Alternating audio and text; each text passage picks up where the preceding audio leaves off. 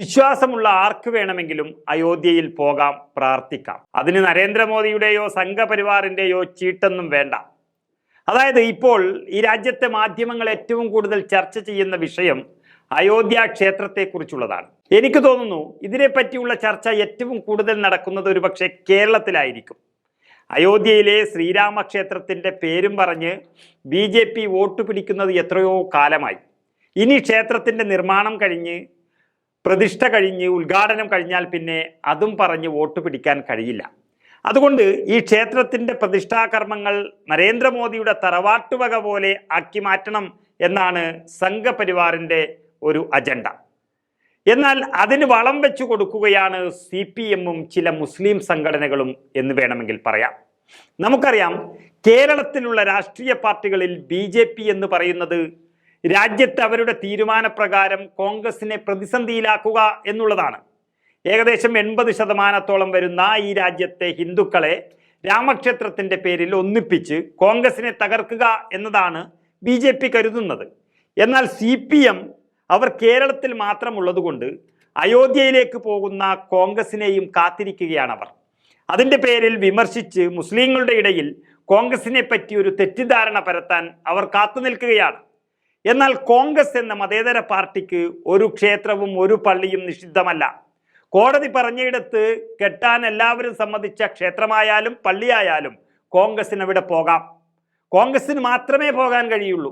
BJP-യും CPM-ഉം ഒരു ഭാഗത്ത് മാത്രം നിന്ന് വർഗീയതയെ പ്രീണിപ്പിക്കുമ്പോൾ കോൺഗ്രസിന് അങ്ങനെ ചെയ്യാനൊന്നും കഴിയില്ല. അതാണ് യാഥാർത്ഥ്യം.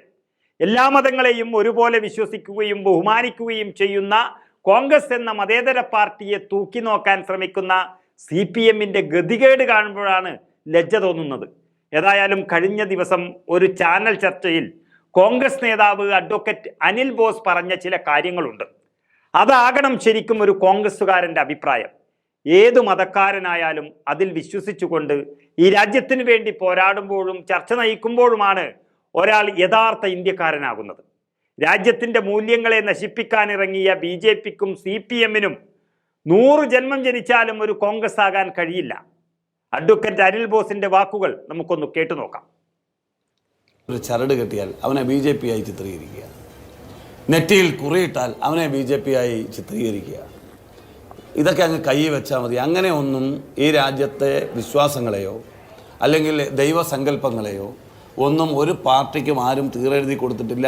അങ്ങനെ ഒരു കുത്തകപ്പാട്ടം BJP-ക്ക് ചാർത്തി കൊടുക്കാൻ CPM നടത്തുന്ന ത്വര എന്ന് പറയുന്ന അവരുടെ വോട്ട് രാഷ്ട്രീയത്തിൻ്റെ ഭാഗത്തിൽ പോകരുത്, ക്ഷേത്രത്തിന് ഇഷ്ടിക കൊടുക്കരുത്, ക്ഷേത്രത്തിൽ വഴിപാട് നടത്തരുത്, ഭഗവാനെ തൊഴരുത് എന്ന് CPM-കാരൻ ഇവിടെ നിന്ന് പറയുന്നതിൻ്റെ ഉദ്ദേശം കേരളത്തിലെ ജനങ്ങൾക്ക് മനസ്സിലാവും.